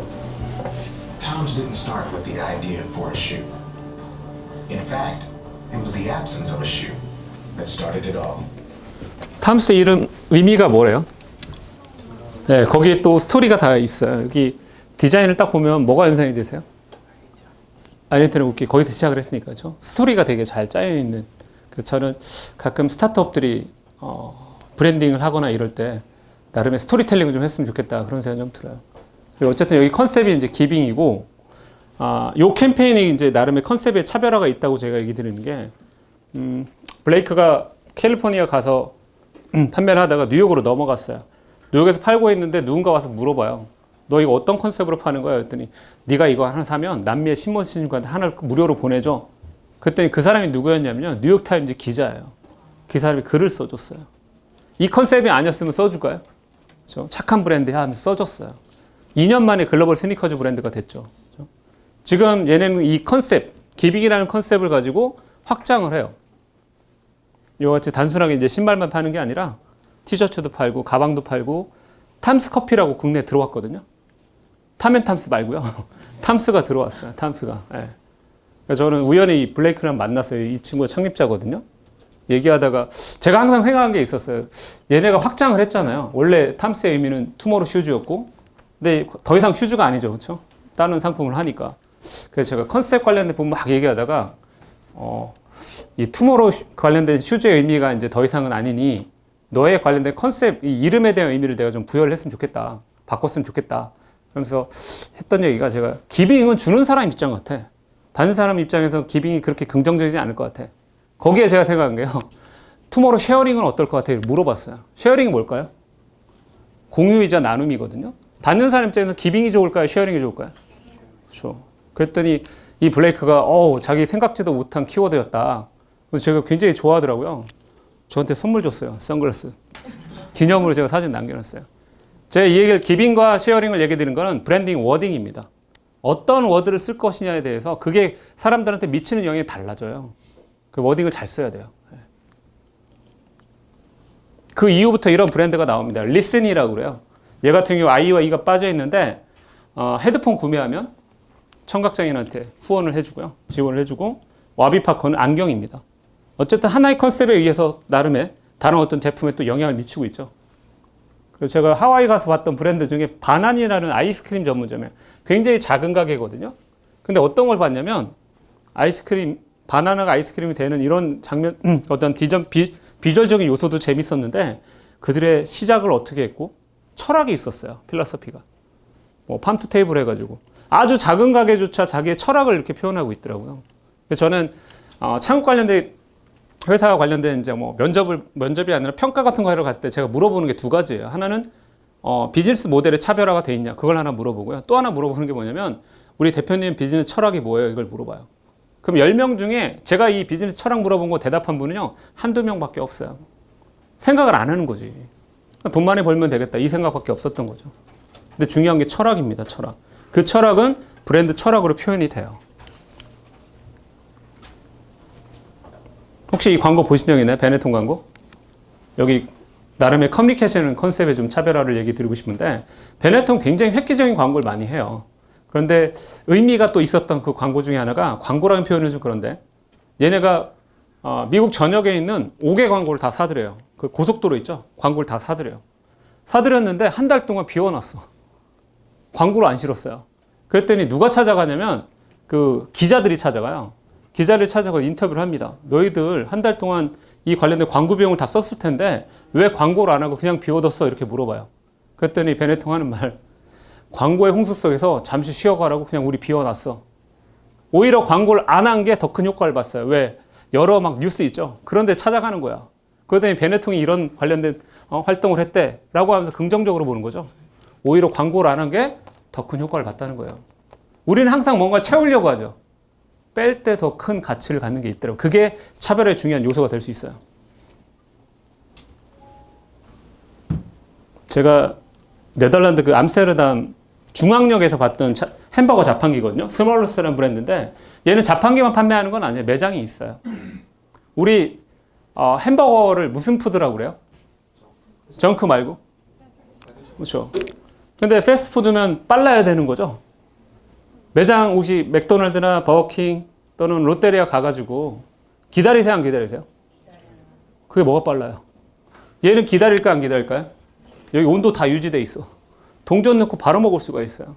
진정한 패스트푸드 서비스가 뭔지를 보여준 거죠. 저는 이 관련된 시장이 분명 커질 거라고 생각을 해요. 아직 국내는 안 들어왔으니까. 또 하나 자판기 시장이 이제 커지다 보니까 이 베스트바이 같은 경우에 제가 하와이 공항에서 봤거든요. 여기 아이패드도 팔더라고요. 그렇죠? 또 하나 한번 자판기의 그 진화를 한번 볼게요. 중국은요, 포드 자동차와 알리바바가 협약해가지고 자동차 자판기 만들었어요. 그렇죠? 온라인에서 결제만 하면 여기 가서 받아오면 돼요. 그 이제 딜러가 필요할까요? 안 필요할까요? 안 필요하죠. 왜? 모든 정보가 다 공개되니까. 그렇죠? 이런 시대에 살게 되더라고요, 이제. 그리고 이건 버거킹인데 버거킹 스파를 열었어요. 어디다 열었냐면 핀란드 헬싱키에다가. 그렇죠? 왜? 이 사람들 스파 되게 좋아하거든요. 사우나. 그랬더니 이 관련된 비즈니스 아예 시켜버린 거예요. 비즈니스화 시켜가지고. 그렇죠? 이것도 서비스의 차별화죠. 지금 홍콩 난리 났는데 홍콩에서 이 맥도널드에서 결혼식 하는 거 보셨어요? 맥 웨딩 사업을 직접 하고 있어요. 이렇게. 가격이 얼마냐면요. 한식을 딱 차려주는데 130만 원. 거기에 당연히 햄버거 제공하고 이런 식 관련된 걸 하고 있어요. 어때요? 우리나라 롯데리아 결혼식 어때요? 별로가 아니라 할 수 있을까 안 할 수 못할까? 왜 못할 것 같아요? 우리나라. 홍콩은 되고 왜 우리는 안 돼요? 결혼을 안 해요. 이게 문화적 차이예요. 문화적 차이. 그렇죠? 우리나라에서 결혼식은 개인 대 개인이 아니죠. 가족 대 가족이죠. 그러니까 어르신들 모셔가지고 햄버거 먹을 수가 없어. 우린. 얘네는 먹을 수 있어요. 왜? 그냥 친구만 모이면 결혼식 할 수 있어요. 홍콩 애들은. 그리고 요즘 굉장히 그 이슈가 되긴 하는데 얘네들 중국인이라고 하면 되게 싫어해요. 우리 홍콩이냐? 홍콩이라는 표현 안에는 우리 합리적이고 경제적인 애들이야. 이게 깔려 있더라고요. 그래서 이 커플이 처음으로 제안한 거예요. 맥도날드 가가지고 우리 2시간 홀 빌려줄 수 있어? 그랬더니 점장이 뭐 하려고 그랬더니 결혼식 깜짝 놀랐던 거죠. 근데 우리 2시간 동안 햄버거 먹어줄게. 점장 입장에서 나쁠 게 있어요? 오케이 했는데 이게 SNS를 탔어요. 그 다음부터 막 여러 군데 전화가 와요. 우리도 맥도날드에서 결혼식 하고 싶다고. 그랬더니 이걸 아예 사업화 시켰죠. 맥 웨딩 사업을 하게 된 거예요. 이게 잘 되니까 동유럽까지 갔어요. 동유럽까지. 어쨌든 제가 왜 서비스의 차별화 얘기하는 이 관련된 케이스 얘기했냐면 문화적인 접근. 그렇죠? 그 관련된 부분에서 잘만 하면 그 지역에 하나의 차별화된 서비스를 할 수 있겠다. 그 생각이 좀 들어요. 그리고 제가 좀 관심 있게 보는 서비스 중에 하나는 커스터마이징이에요. 그렇죠? 이게 플립플랍이라고 제가 하와이에서 봤던 것 같아요. 우리 일본어로 쪼리라고 그러죠, 저걸. 그렇죠? 근데 내가 원하는 바닥과 내가 원하는 끈 그리고 액세서리를 다 선정하면 저 사람이 저렇게 만들어줘요. 나만을 위한 커스터마이징 서비스. 이것도 서비스 관련된 차별화에 있어서 이슈가 될 부분이라고 생각이 좀 들어요. 자, 제가 아이덴티티에 대한 차별화 좀 얘기 드려보면 디자인 얘기 좀 잠깐 해볼게요. 비스듬한 타원형이에요. 컬러는 블루입니다. 뭐가 떠오르세요? 네, 저는 버버를 얘기한 적이 없잖아요. 근데 여러분들 이 관련된 형태와 컬러만 보고도 삼성을 얘기를 했어요. 그게 디자인이 브랜드라는 거예요. 브랜드. 디자인만 딱 보고도 그 브랜드 읽을 수 있는 거. 그게 바로 브랜드인 거죠. 그래서 저는 강조드리고 싶은 게 디자인은 심플했으면 좋겠어요. 복잡한 것보다 심플한 디자인이 좋아요. 물론 이제 아시아나가 이걸 바꾸겠죠. 그렇죠? 지금 인수돼가지고 바꿀 텐데 이것도 랜도라는 회사가 있고요. 저 베이직 디자인 개발하는 데만 6억 받았어요. 6억. 어쨌든 주는 이거 하나만 가져온 게 아니겠죠. 여러 개의 시안들 중에 설득을 했겠죠. 그렇죠? 그게 금호와 아시아나의 만남을 의미한대요. 그리고 고객과 우리의 만남, 그런 어떤 여러 가지 의미를 부여했더라고요. 또한 아시아나가 예전 항공산업이니 비상하는 날개, 어쨌든 이렇게 설득을 했던 거죠. 근데 주는 제가 생각하는 우리나라 그룹들 중에 CI 중에 인식하기 굉장히 어려운 디자인이 하나 있어요. 인지하기. 웅진 싱크빅이에요. 요 그림 머리에 다 들어오세요? 가끔 그 생각을 하거든요. 여기 웅진 오른쪽에다 동그라미를 쳐가지고 6개 그림을 여기 안에 넣잖아요. 그럼 우리 머릿속에는 웅진 오른쪽 위에 동그라미 뭐 하나 있어. 러프하게 읽히는 거거든요, 그게. 이렇게 표현하면 머릿속에 들어올까요? 왼쪽과 오른쪽 저는 비교했으면 좋겠어요. 고객 입장에서 어떤 게 더 다 인지가 되는지. 혹시 여기 6개 그림 뭐가 보여요? 사람이라고 얘기하면 기분 나빠요. 아이라고 얘기해 주세요. 아이. 네. 또 뭐가 보여요? 새싹. 새싹은 없어요. 나비. 네. 그냥 꽃갈 모자, 그렇죠?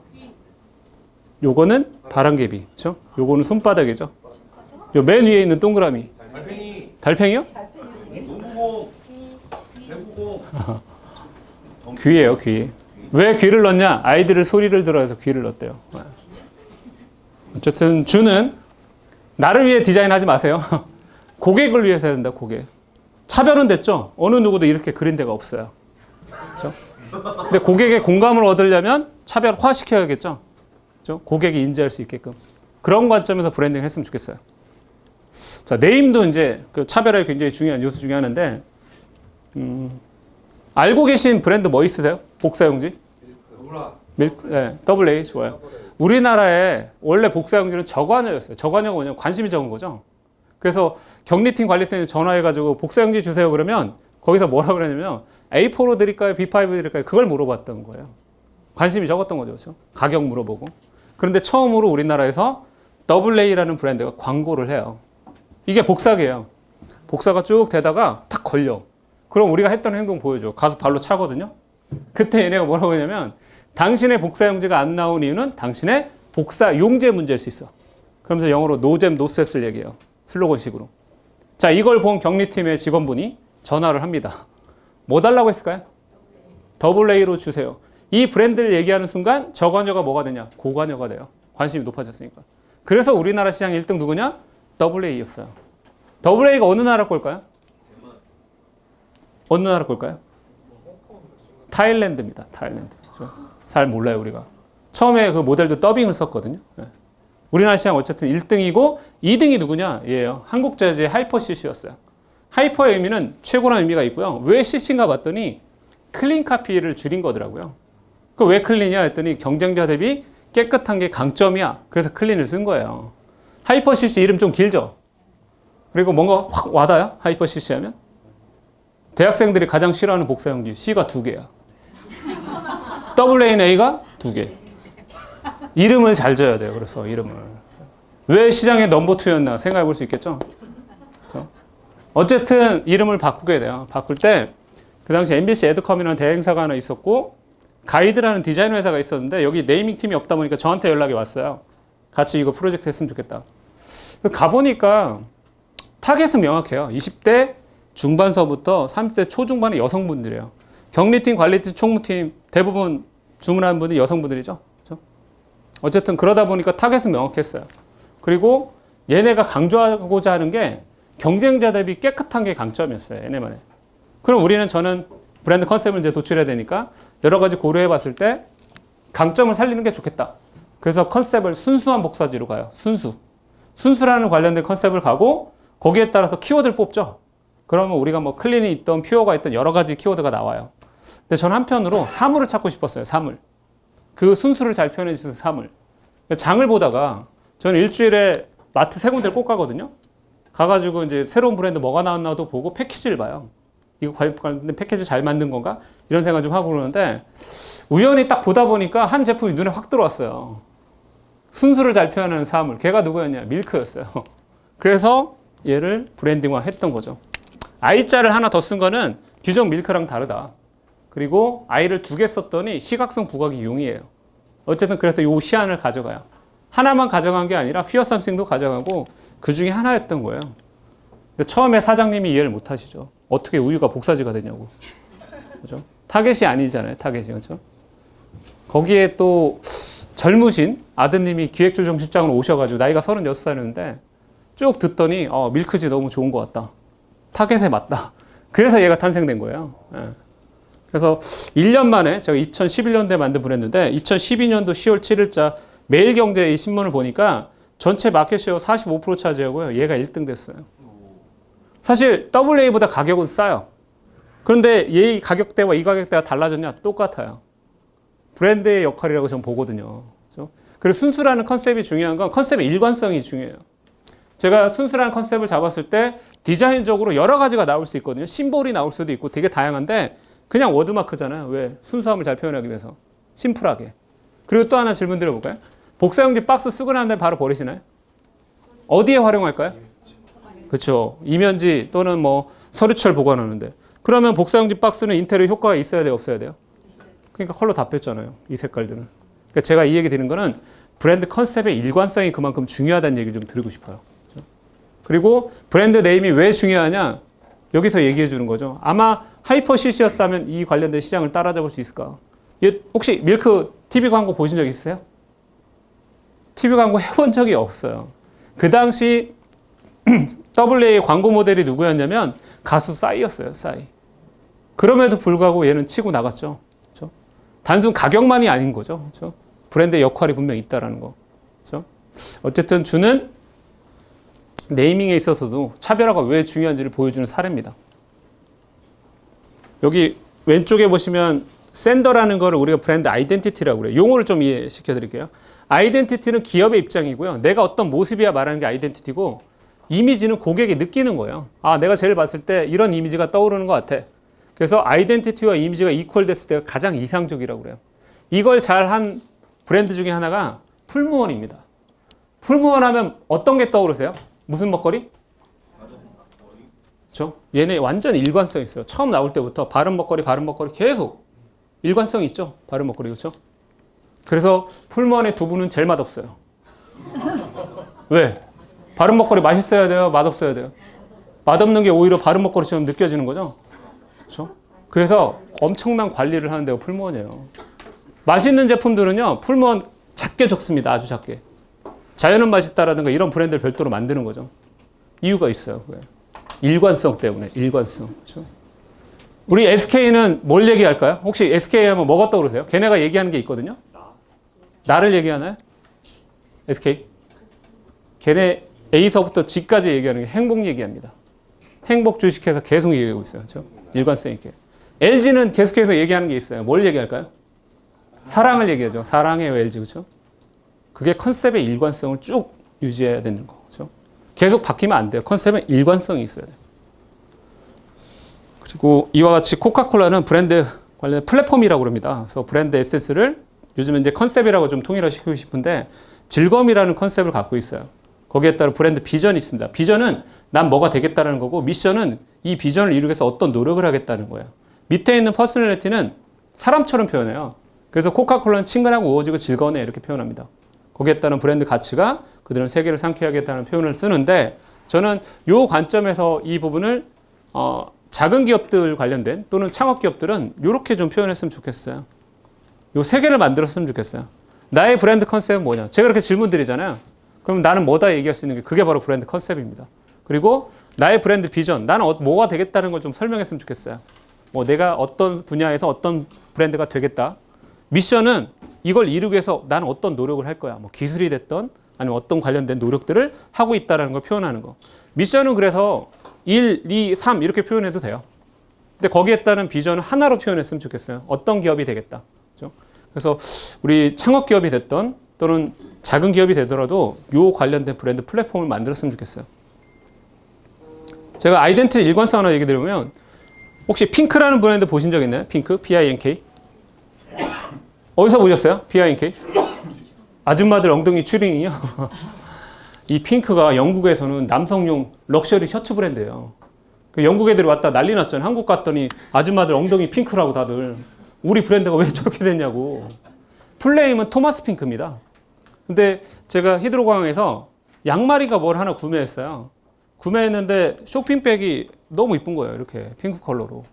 그래서 와, 니네 참 디자인도 잘했구나 해가지고 비행기 안에 딱 탔는데 영수증을 정리하다가 눈에 확 들어오는 게 하나 있어요. 그게 이 핑크 컬러더라고요. 영수증조차. 그래서 제가 아이덴티티의 일관성 어디까지 가야 되냐 그걸 한번 생각하게 된 거예요. 근데 한국 돌아왔다가 카페를 갔는데 그 카페 간판이 민트 컬러였어요. 그리고 안에 가서 커피 한 잔 마시고 웬만하면 영수증 버리는데 그 영수증 컬러가 눈에 들어오더라고요. 그래서 달라고 그랬어요. 봤더니 민트 컬러예요, 배경이. 그래서 물어봤어요, 사장님한테. 사장님, 이거 컬러 넣는데 돈 많이 들어요? 했더니 돈 많이 안 든다고. 그 이왕이면 어때요? 영수증 만들 때? 자기 컬러를 넣는 것도 의미는 있겠죠? 근데 제가 비교할 수 있는 대상을 하나 또 발견하게 된 거예요. 왼쪽은 코리아나, 오른쪽은 제주항공이었어요. 제주항공이 컬러를 쓰고 있죠? 대한항공 컬러는 뭘까요? 이게 옐로우더라고요. 대한항공 옐로우를 쓰고 있는데 왼쪽 연상이 되세요? 우리 대한항공의 컬러는 뭘까요? 그렇죠. 뭐 스카이블루를 써야 될 거 아니에요, 그렇죠? 그래서 제가 이 아이덴티티에 대한 비교를 또 하게 된 거죠. 그렇죠? 대한항공 가서 전화를 해본 적이 있어요. 혹시 이거 왜 옐로우 컬러 쓰고 있어요? 그랬더니 전화 받은 사람은 그러더라고요. 그러게요, 그러더라고요. 깜짝 놀랐어요. 아이덴티티 관리가 안 되는 거죠. 자, 그래서 브랜드 아이덴티티 요소는 이게 다 요소예요. 브랜드를 차별화시키고 정체시키기 위해서 이를 도와주는 도구다. 일부는 이제 법적으로 보호를 받고요. 소비자들의 제품에 대한 인지도 높여주고 제품의 연상을 도와줍니다. 버벌 아이덴티티 관련된 부분의 차별을 좀 얘기 드려보면 네임은 기업에게 전달하고자 하는 메시지와 고객 마음의 최초의 접점입니다. 그래서 브랜드의 인지와 의성의 기본이 되는 가장 핵심적인 요소다. 사람 만났을 때 제일 먼저 하는 게 통성명이죠. 그래서 네이밍은 커뮤니케이션 형태다. 잘 커뮤니케이션 하기 위해서는 의미한 바를 잘 말해줘야 되고 또한 말하고자 하는 거 의미를 잘 해야 된다. 왜 네이밍이 커뮤니케이션 형태냐? 제가 가장 많이 드는 사례예요. 제가 비듬 방지 샴푸를 만들었어요. 전 광고할 수 있는 돈이 없어요. 그럴 때 네임이 두 가지가 나왔어요. 하나는 덴트롤, 하나는 노비드. 어떤 이름을 선택해야 팔릴까요? 광고를 못해. 마트에 갖다 놓고 팔아야 돼. 어떤 이름을 선택해야 팔릴까요? 덴트롤일까요? 노비드일까요? 그렇죠. 왜 노비드일까요? 직관성. 그렇죠. 직관성. 덴트롤 갖다 놓으면요, 걔가 뭔지 몰라요. 광고를 안 했기 때문에. 그렇죠? 그러면 선택할 때 한계가 분명히 있다는 거죠. 덴트롤의 의미는 영어로 덴드롭이라는 게 비듬이에요. 그걸 컨트롤하다 합성한 게 덴트롤이거든요. 나름의 의미는 있지만 그걸 우리가 직관성이 없죠. 그래서 네이밍할 때 나의 몸짓을 정확히 이해하고 브랜딩할 필요 있다. 그래서 자, 브랜드 네임이 다른 네임과 어떻게 다르냐? 좋은 네임을 좋게 만드는 건 뭐고 안 좋은 네임을 게스트리 안 좋게 만드는 게 뭐냐? 이걸 안다는 것 자체가 시장에서의 성공과 실패에 대한 차이를 말할 수 있다. 제가 하나 또 적어드려보면 아무리 제품이 좋아도요, 이름 잘못 지어서 실패하는 경우가 있는데 이 관련된 숫자를 보면 연상되는 게 있나요? 연상되는 제품이나 서비스 있으세요? 이거 딱 봤을 때? 이사치센터? 네, 좋아요. 이게 LG전자가 만든 김치냉장고예요. 1년 12달 4계절 싱싱하게 유지해준다고. 요 관련된 이름이 왜 죽었을까요? 왜 사장됐을까요? 자, 연상 안 되죠? 그러면 광고를 많이 해야 돼요? 조금만 해도 돼요? 많이 해야 되는데 여러분 많이 못했기 때문에 여러분들이 인지를 못한 거예요. 그래서 인지율이 떨어져 죽였어요. 다시 원래 이름이 김장독이었는데 다시 김장독으로 회귀했어요. 그래서 이름 지을 때 우리가 고민을 많이 하셔야 돼요. 한 가지 또 사례를 들어보면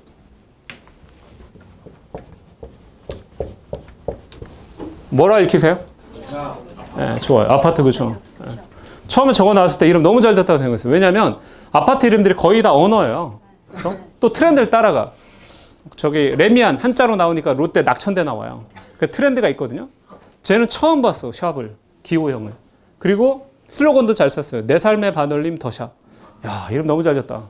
저희 집에 가가지고 한글을 가리고 전단지가 와가지고 한글 가리고 저희 어머니한테 여쭤봤어요. 어머니 한번 읽어보세요. 그랬더니 더 우물정자래요. 그때 제가 생각이 달라졌어. 난 잘 졌다고 생각했는데 누군가는 쟤를 우물정자를 읽을 수 있다는 거죠. 자, 시간이 흘렀어요. 시간이 흐른 다음에 10개월 정도 됐나요? 그 다음에 다시 어머니한테 한글 가리고 어머니 한번 읽어보세요. 그랬더니 더 샵이라고 읽어요. 무엇 때문에 그럴까요? 무엇 때문에? 그렇죠. 얘는 자기 몸짓에 맞는 브랜딩을 한 거죠. 쟤는 못했고, 그렇죠? 그래서 제가 네이밍할 때 이런 관점을 우리 고려해야 된다. 내 몸짓. 그걸 꼭 고려해서 이름을 개발해야 된다. 지나가다 우리 아파트 벽면을 봤어요. 얘 뭐라고 읽을 거예요? 그렇죠? 우리 만약에 광고를 안 했다 그러면 쟤 뭐라고 읽을 거예요?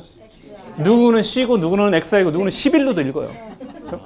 근데 우리가 쟤를 자유로 읽는 이유는 커뮤니케이션 했잖아요. 그만큼 충분히. 그래서 저는 얘와 얘는 잘 지은 이름이라고 얘기해요. 왜? 몸짓에 맞는 브랜딩을 했으니까. 그래서 네임 관련된 부분을 개발할 때 이런 것도 좀 고민하셔야 돼요.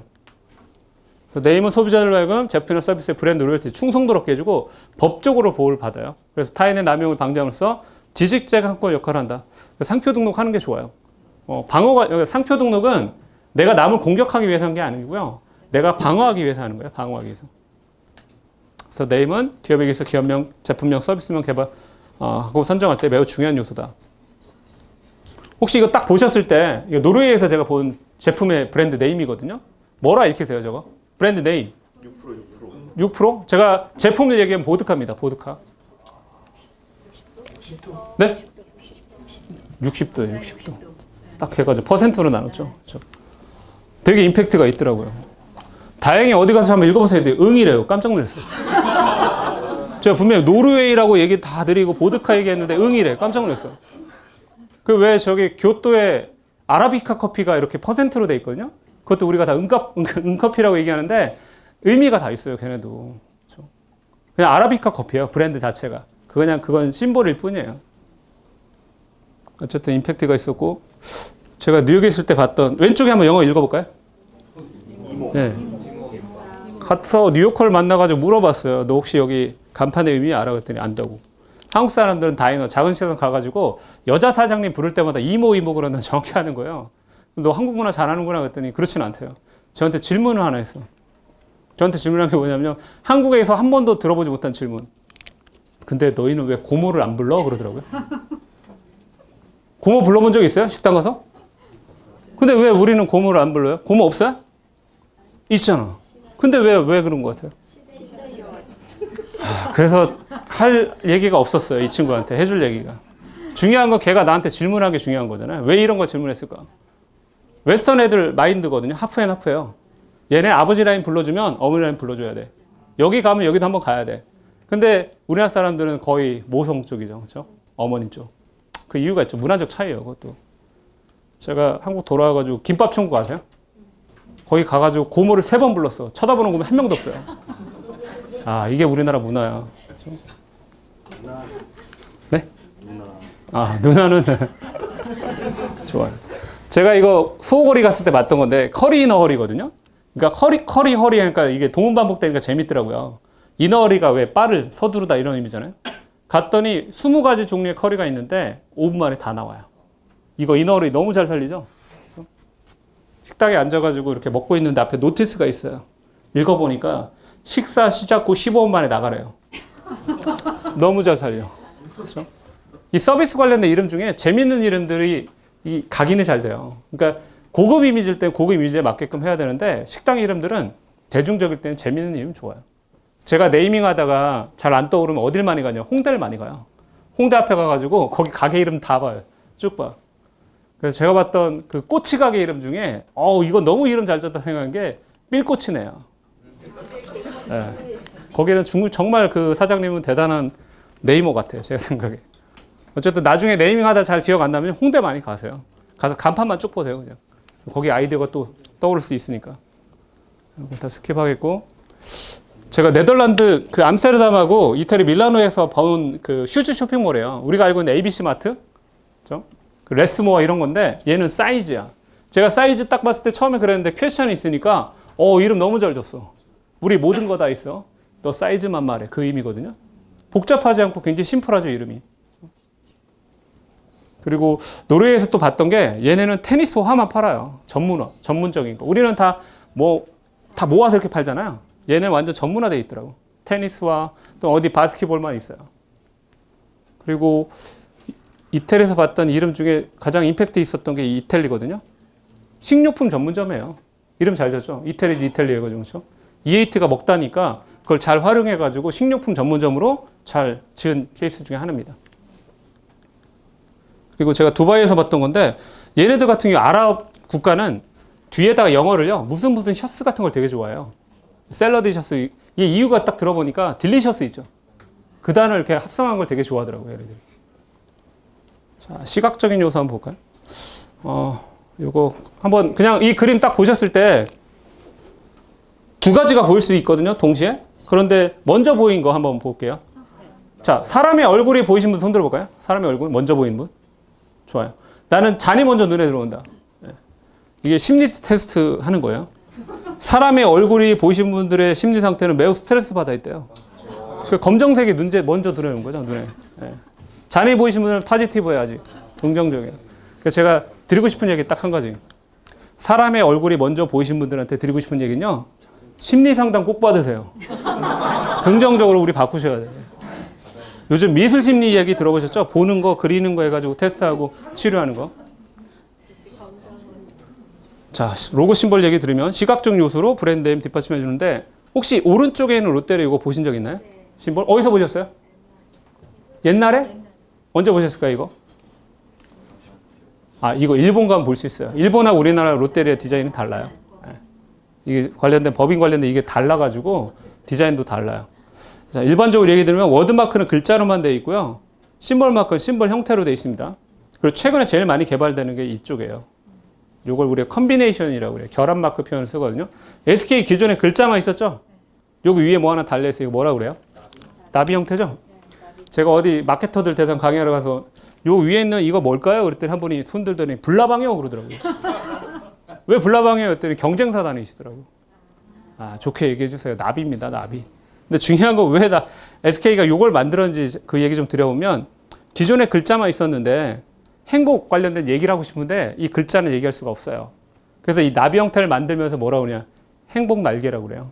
그 얘기는 심볼은 브랜드 스토링에 관련된 만들어주는 역할을 하고 있는 거죠. 그리고 히든 메시지가 있는데 나비 자세히 보세요. 왼쪽에 S가 있고 오른쪽에 K가 있어요. 보이세요?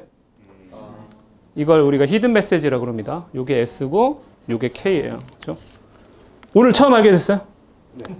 친구한테 얘기하고 싶어 안 하고 싶어요? 너 그거 알아 그러면서 그렇죠? 이걸 우리 구전 효과라고 합니다. 구전 효과. 디자인할 때 이쁜 디자인이 중요한 게 아니고요. 전략적인 디자인이 되게 중요해요. SK 직원들도 모를 것 같은데요. 다 교육받아요. 네. 다 교육받아요. 다 거기서부터 시작하거든요.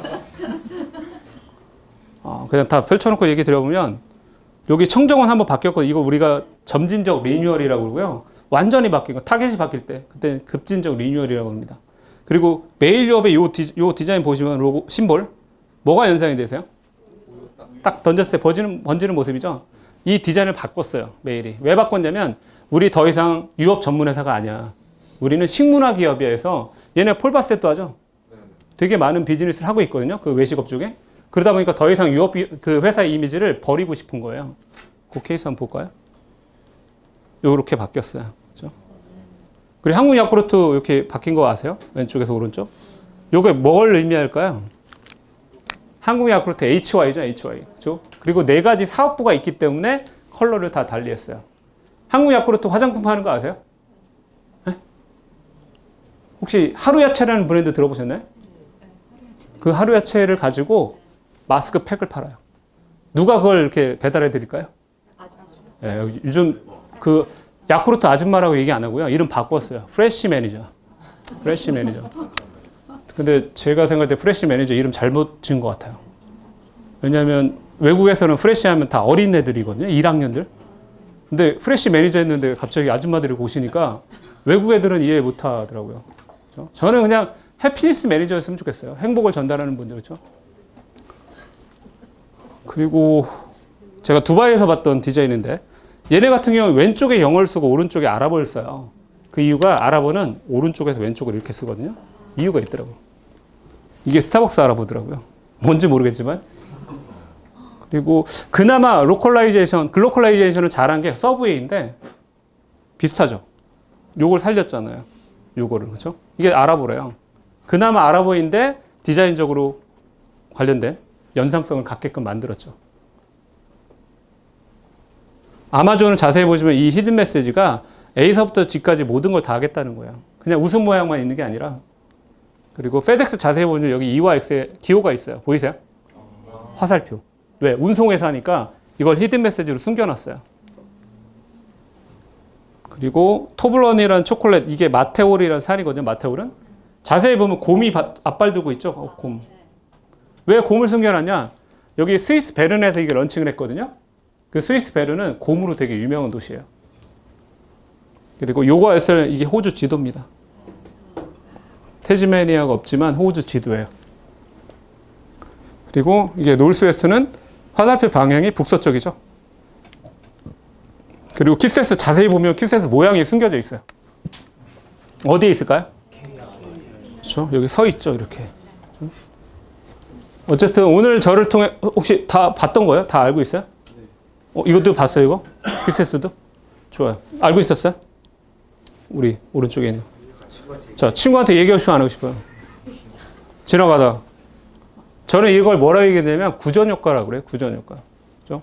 뭔가 이렇게 히든 메시지를 넣어서 사람들의 궁금증 유발하고 그걸 얘기했을 때 더, 그래, 이렇게 느낄 수 있는 거죠. 그것도 브랜딩이 굉장히 중요한 요소입니다. 자, 패키지. 브랜드를 나타내는 저율적 정보를 전달하고 상품 보호해주고 저장 기능이 있었고 이제는 제품의 소비를 도와준다 그래서 마케팅의 4P가 5P가 돼요. 하나 추가되는 게 패키징이에요, 패키징. 오렌지 다 숙성이 되면 무슨 색깔 될까요? 혹시 들어보셨나요? 오렌지? 원래는 푸르스름해진대요. 중간에 약품을 처리해가지고 우리는 항상 이 컬러를 보는 거예요.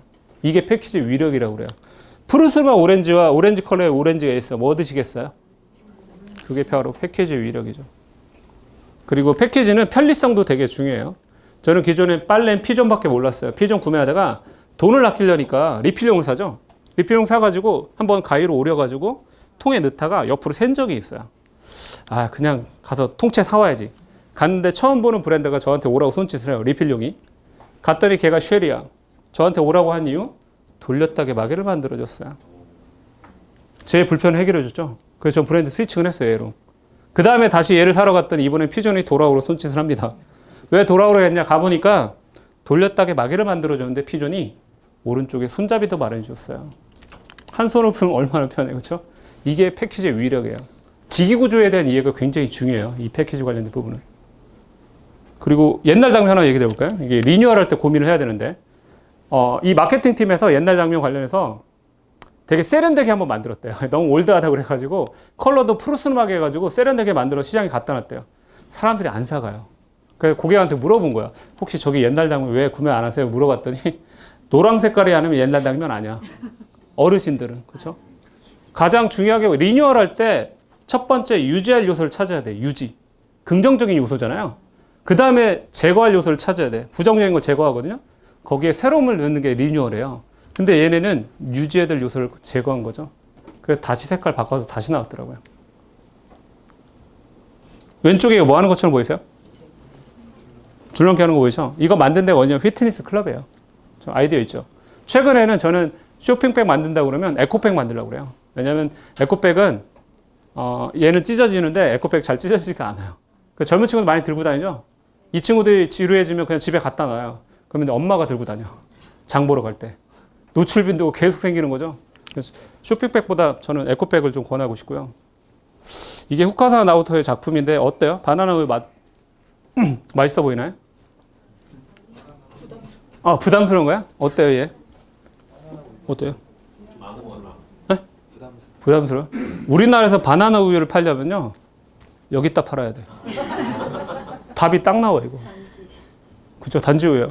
경쟁사가 이거 깨기 위해서 색깔 논쟁 벌였죠. 바나나는 원래 하얗다 그래서, 그죠? 근데 못 치고 나가더라고요. 한계가 있더라고요, 한계가. 근데 패키지 지기구조상 얘는 되게 불편해요.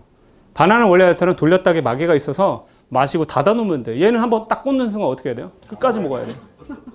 근데 흥미로운 건 바나나 맛 우유 말고 얘네 딸기 맛 우유도 나오죠. 걔는 이 정도의 매출이 안 돼요. 그렇죠? 팩도 많이 먹더라고 젊은 친구들이. 얘는 블랙멜론 빵이라고 일본에서 엄청 히트쳤던 브랜드예요. 그렇죠? 아이디어 되게 단순하지 않아요? 그렇죠? 근데 이거 가지고 돈을 엄청 벌었대요. 어르신들 되게 무서워요. 머리 쭉 빠지니까. 근데 어쨌든 젊은 애들은 굉장히 열광했던 거죠. 그리고 제가 가서 와인병을 봤는데 흥미로웠던 게 항상 와인병을 어떻게 처리할까 생각해 봤는데 얘는 재활용할 수 있게끔 만들었잖아요. 그것도 제가 생각하는 패키지 위력이거든요. 차별하고. 그리고 제가 대만에서 온 땅콩 패키지인데 제가 국내에서 땅콩 선물해가지고 좋아하는 사람 처음 봤어요. 우리가 알고 있는 땅콩의 패키지는 한국에서 검은 봉지야. 그렇죠? 그걸 깼잖아요. 대만에서.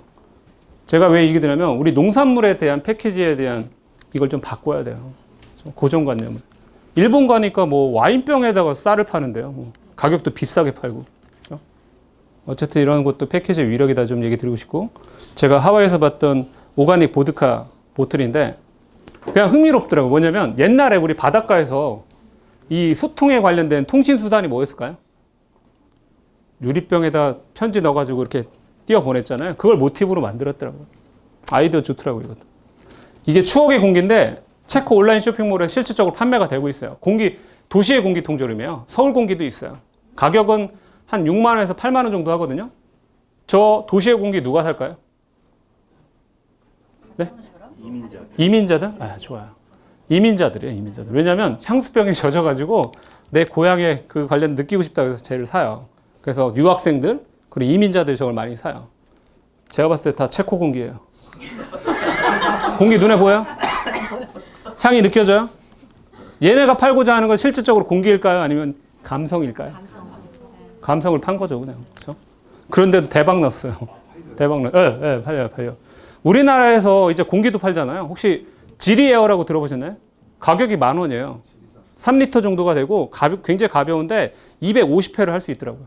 저도 한번 사가지고 해봤는데 약간 숲의 향이 나요. 이제 공기를 많이 마시는 시대가 왔어요. 사서.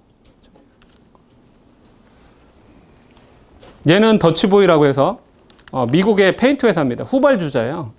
선도자들은 페인트를 자기들보다 더 잘 만든 걸 알아. 후발주자가. 그럼 우리는 뭘 잘할 수 있을까를 고민한 끝에 페인트를 칠하는 과정을 연구해요. 우리가 알고 있는 페인트통 재질이 어때요?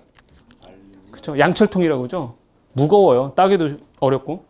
그러니까 이걸 얘가 연구한 거야. 잘 굳고 하니까. 그래서 걔네들은 가벼운 플라스틱통을 만들어요.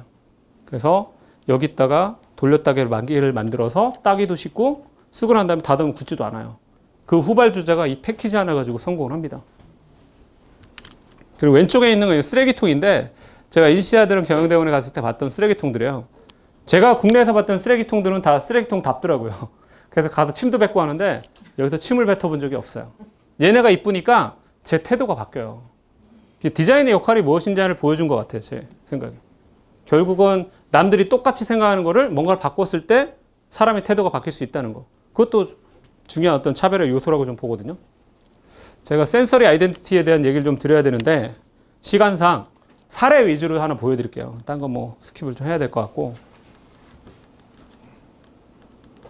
제가 경험한 그 사례를 좀 보여드릴게요.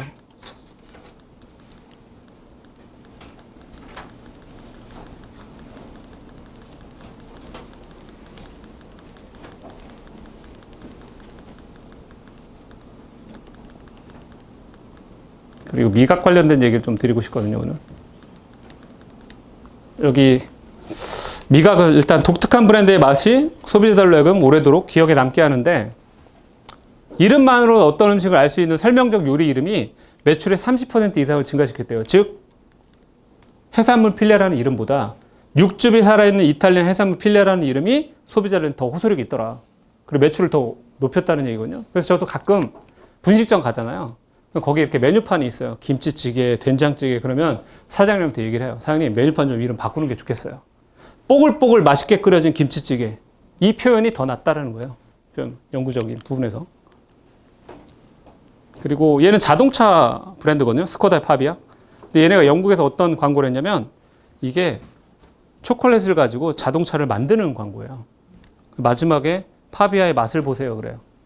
그래서 여기에 관련된 부품들을 선착순에 따라서 나눠줬대요. 어떤 사람 타이어 들고 있고.